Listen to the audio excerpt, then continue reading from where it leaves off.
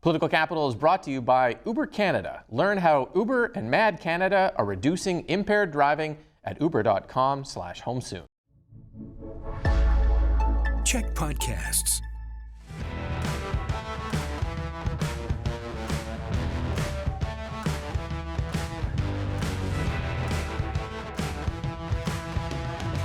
Hey everyone, and welcome to Political Capital, your source for all the latest in BC politics. I'm your host, Rob Shaw. Thank you so much for joining us here for Political Capital Prime. You might be watching us on YouTube. You might be watching us on CHEK TV. You might be listening to the audio podcast. Just a note here, we're not going to get into forecasting the BC Conservative leadership race results because depending on when you consume this content, may already be over on Saturday. We're recording on Friday midday. So stay tuned, subscribe to our feeds, especially our audio feed, and hopefully we'll have maybe some additional commentary for you on that on Sunday. I want to bring in the pod squad though, because we got a lot of other stuff to talk about. The spring session of the legislature is over. Angelo Isidorou is here. Jeff Ferrier is here. Jillian Oliver is here, like they are every week. Thank you so much for being here. Let's start with the spring session. There's different ways into this, but if we remember at the beginning, it started with the budget that nobody liked, and then it went on to the budget that no one liked, actually passed in the very last day because one BC leader, Dallas Brody, wasn't even in the chamber, although it probably would have passed anyways. You've got that, you've got bills, we've got all sorts of different ways to look into it. How do we think the spring session went? Jeff, why don't we start with you on that? Yeah, I think the session was productive and polarizing. If you're looking at this from the perspective of the government, productive because there were accomplishments that they've achieved. So major projects worth $88 billion on the horizon, 6 critical minerals projects approved, a long-term LNG agreement with Germany from Silicium's secured, North Coast transmission line, important for industrial development in the Northwest, on the way. And there was progress on healthcare with more healthcare workers recruited and tens of thousands more British Columbians connected to primary care. I think the challenges of the government are well known, DRIPA and the fiscal situation.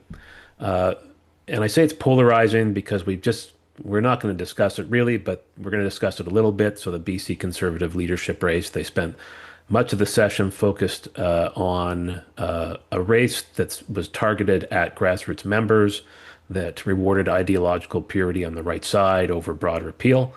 And that's a strategy that energized the base of the Conservatives, no doubt. The question is whether it will win voters over in the middle, the voters in the middle who decide elections. Angelo, I'm not going to dispute what Jeff said. Those are accomplishments. It strikes me, though, that none of them really required the legislature to do, and it's sitting there, for some purpose. I think the highlight bill was FOI, which became a huge fight. There's a couple treaties that also became a big fight. There wasn't really anything there. I don't know how you sort of viewed the session versus kind of some of the accomplishments. I really think that, frankly, it was the worst session for the NDP in 8 years. And I think they could see that. I think the budget was a disaster, and I think that they really suffered a black eye at that. I think taking that into context with DRIPA, which we'll talk about a little later, it was a session of struggle. It was a struggle session. And I think, to Jeff's point on our leadership race, I mean, look, I think for Conservatives who have now been doing this for a year and a half, it was definitely our strongest session. And we're going to talk a little bit about Trevor Halford and his leadership, but I think there's been a cohesion that we've seen. We've seen some private members' bills that have gone forward. We've seen, one recently that's successful. I just think that when we're looking at this government, it's not clear what is planned. It's not clear what David Eby wants to accomplish to be able to hold on. And I think the public polling is showing that Angus Reid had the Conservatives up 10 points. So I think, again, without hyperbole, although it sounds like hyperbole, I think it was the worst session the NDP has had in the last decade.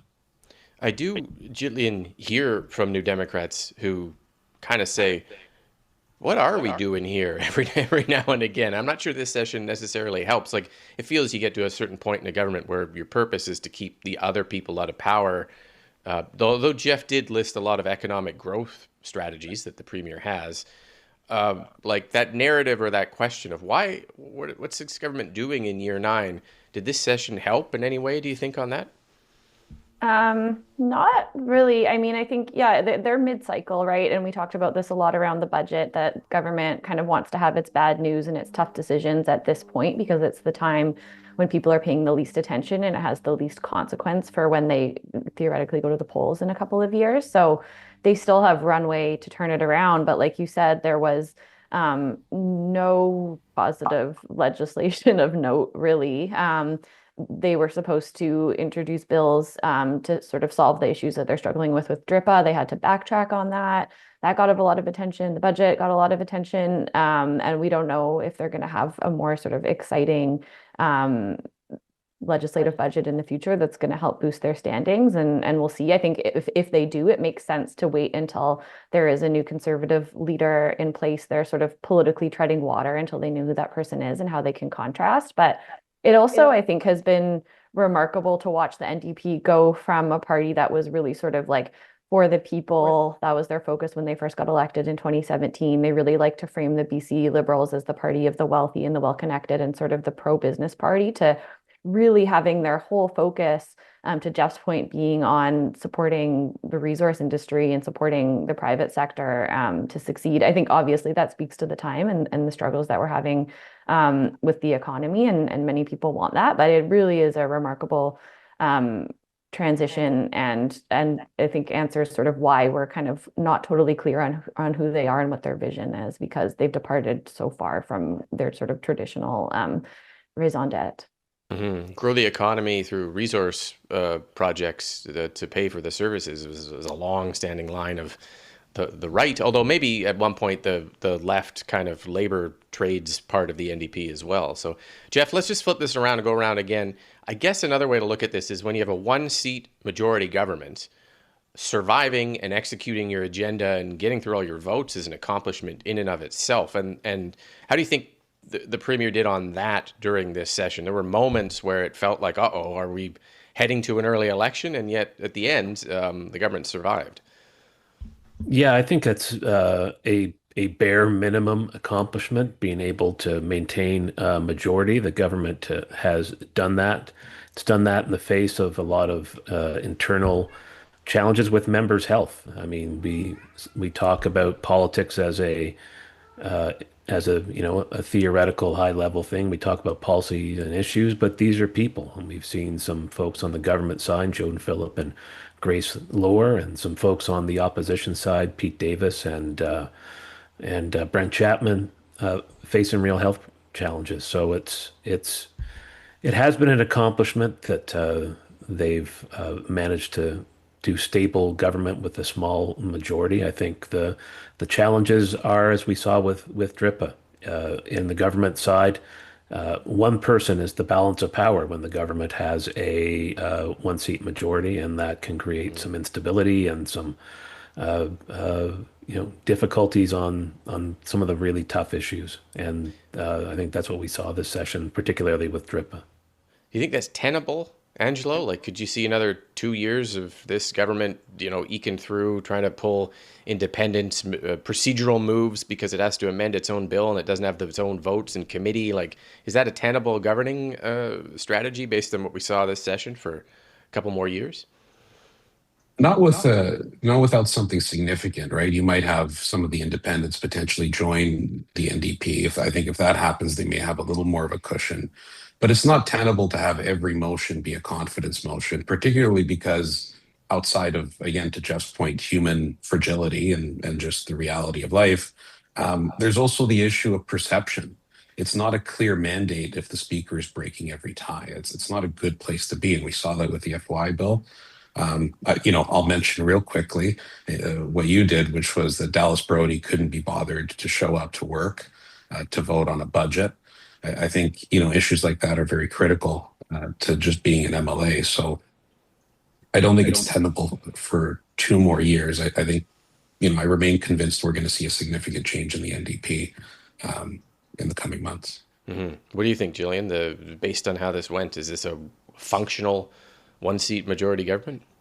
It seems pretty functional. I mean, like you guys said, they have a lot of pieces to work with. I think, especially those two more moderate independents, Amelia Boltby and Eleanor Sturko, really showed their cards on the second reading of the FOI bill, where they voted with the government to not allow the hoist to continue. They obviously don't want to lose their seats in a snap election, and I think that seems like that's going to be their priority on most things. And then they have other pieces that they can work with as well, in addition to the speaker breaking the tie, which they've used many times. So I think they can eke through. Politically, I think to Angelo's point, that's a different question. But I think in some ways it sort of holds people more to account, like the weight of Dallas Brody not showing up to that vote. She had to post an apology, which is not something she has been likely to do, despite many of the things that she's said and done. So I think in many ways, it does actually have the benefit of making the MLAs have to work a little harder. Those whips and those House leaders are certainly earning their salary bumps. In other times that maybe are not so much. So I think, there's a silver lining to it as well. Yeah, good point. Okay, we'll leave that there. Take a quick break. When we come back, we'll talk a bit about interim opposition leader Trevor Halford's last days in that position. Coming up next. Welcome back. We're going to take a look now at interim opposition leader Trevor Halford, who finishes up his duties in that position because the Conservatives are choosing a new leader. That was a kind of a messy transition, if we remember back to Trevor Halford, the day that John Rustad was declared professionally incapacitated by his party and his caucus, but he didn't want to leave, so he's sitting in the chair. Halford's on the website, named as the interim leader. And nonetheless, though, I think if we look at the last 5 months or so, he seems to have done an okay job, I think. I don't know. We'll go around on this. Jillian, why don't we start with you? Halford as leader, how did that go, and what position is he leaving the party in at the end? Well, I think his number one job was to keep caucus together in the legislature and point it at the NDP instead of at themselves when they're in the midst of a leadership race. And he did that, even though he had MLAs endorsing different candidates, very different candidates. They really stayed united in the House, and we really didn't see it spill over. So much of that work, or all of that work, happens behind the scenes, and I'm sure it was no small task given the fissures that we saw before his tenure. So I think he did a really good job in that regard, and it'd be smart to keep him in a role where he can contribute to that effort, assuming he gets along with the next leader. Mm-hmm. Before this, Rustad had kind of relegated him to the third tier, environment critic role, but clearly he's earned a more prominent spot depending on who wins here. Angelo, how do you feel Halford did, and the position he leaves the party? Yeah. Well, look, I'm obviously grossly biased here, but I think Trevor did an incredible job. He inherited a party that needed a lot of work, particularly a caucus that needed to be unified after a very hectic year. I think something that people discount when it comes to politics and political parties and even caucuses is the need to have really an operational and organizational management skill set. And what I mean by that is really just being good with people. And I think Trevor is very good with people. Trevor is very good at making individual caucus members feel valued, giving them their due, giving them their time. I think that's what this group really needed. So, if we go back to the beginning of his tenure, he said that he wanted to leave the party better than he found it. And at the end of the day, the party now is more unified. It is debt-free. It is more organized. It is polling better. It is out fundraising the NDP. And yes, there's a leadership race, and all of that is relevant. However, the new leader is going to have some pretty big shoes to fill. Jeff, you've been on the government and the opposition sides. Opposition's a tough one. How do you think Halford did in that frame? Well, before I get into that, I just want to say that with that political incapacitation, I'm surprised that John Rustad is still in the BC Conservative caucus. He was good with parrots, not so good with people. But look, I agree with what Angelo and Jillian have said about Trevor Halford. I think he did a very good job as interim leader. The BC Conservatives stabilized after months of John Rustad weirdness. He brought the remaining caucus back together. He brought discipline and focus to the party's legislative and communications effort. And as with all politicians, he did so at the sacrifice of time with his family. Leader demands more time, more travel. That means you're away from home a fair bit more. And so thanks is due to them. And at the end of the day, Angelo said, did Trevor leave the party in better shape than it was when he came in? And I think the answer to that is a clear yes.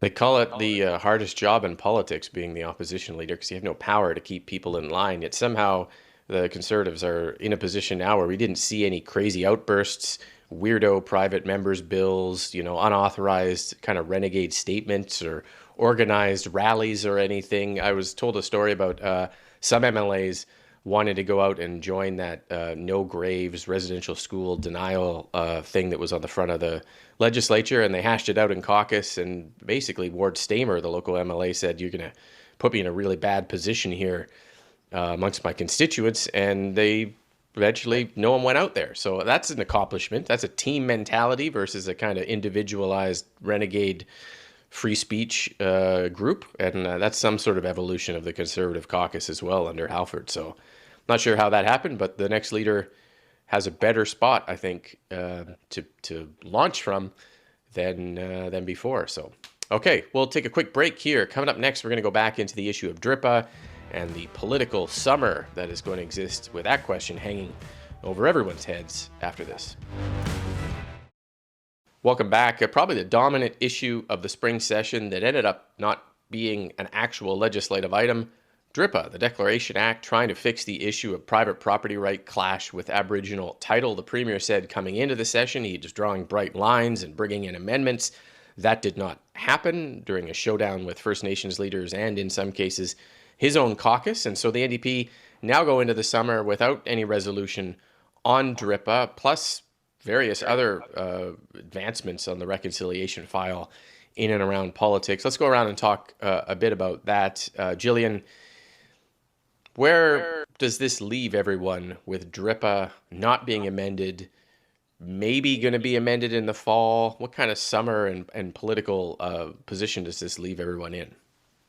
Well, I think there's kind of two main issues. There's the issue with the Implementation Act, where now we have these at least 20 lawsuits that are being affected because the Implementation Act says that DRIPA can override any legislation, basically. That I don't know where that's going to end up. And that's a very sort of specific legislative issue that I think is not on a lot of people's radar. The other biggest issue, which I think is really the one that's being reflected in public support or lack of public support for the government and is the bigger political problem, is the Cowichan decision and people's fear that their private property is at risk because of it. The government has gone back to the table with First Nations to try to resolve that issue in particular. And I think if they can get a win, it would be some sort of statement or some sort of shared communication on, ensuring that private property is protected as they move forward with the treaty process across the province. There's an interesting decision from the Supreme Court this week where they declined to hear a case from New Brunswick where a lower court ruled that Aboriginal title can't supersede private property. Instead, the government's kind of on the hook for the fact that those lands were not legally acquired in the first place. And that's consistent with Canadian property law. I think that's really good news for the government, that they kind of have a very clear signal of where the Supreme Court would go on this as they look to relitigate the Cowichan case and appeal it. So perhaps that helps create some working room for BC First Nations and the government to come up with something that can soften tensions on this issue. Once again, for the thousandth time, I wish I was a lawyer to interpret all of these different things. Hi, Ophelia. She wishes I was a lawyer too. I could probably afford more expensive cat food that way. But Angelo, DRIPA hanging over everything, court rulings, court decisions, non-decisions, kind of what political dynamic does that leave us in? Oh, it's the sword of Damocles over this government. I mean, it is the number one issue of the session, and to many voters and British Columbians, it's quickly becoming their number one issue. We have this other issue of Joffrey Lakes and these sort of public parks that are closing, and there is, a demographic of people that are concerned around that. But I really think this issue is fundamentally about private property rights. I think folks want to know that their home is their home, and the Cowichan decision really is key to that. I do want to point out that although EB buckled on the issue of DRIPA in this session, I'm not sure there's going to be a fall session. I think it's very possible, given that the government typically doesn't have a good time in fall sessions, that we may not go anywhere with this issue for some time. He became very close to the edge even threatening potentially an election to try and amend this, and he couldn't get there. So I don't know why it would be different several months from now. I think this is going to continue being an issue for some time, and we need to also start talking about what will happen if the appeal fails. What next? What comes after that? These are some very difficult decisions and questions for government. Jeff, what do you think of all that? I think that Indigenous relations, as Jillian and Angelo have pointed out, is one of the biggest issues in BC politics, and understandably so. People are hearing about court decisions involving title, and it's confusing, and they're asking what this means for their property, their communities, and the province's future. I think Jillian's right about that court case in New Brunswick. It's a case that's going to give government a lot of optimism. When you have the Supreme Court basically endorsing a lower court ruling that private property rights trump title, that sets a precedent that will inform BC's appeal on the Cowichan case. And in that case, it gives us every reason to believe that the Supreme Court will be consistent and rule that private property rights will trump title. Doesn't mean that First Nations won't get compensation in some form, but it won't be people's homes. All that said, the reality is that court decisions don't decide elections, voters do. And if voters who are confused and anxious and convinced that constitutional questions can only be solved by political slogans, then the damage may already be done to government, regardless of how the courts ultimately rule. It'll depend on a timing of an election and where this long running issue is at that point, and how those two things intersect. Okay, thank you to the panel for being here. Thank you for watching and listening. We'll be back next week with all the latest in BC politics here on Political Capital. Political Capital is brought to you by Uber Canada. Learn how Uber and Mad Canada are reducing impaired driving at uber.com/home soon.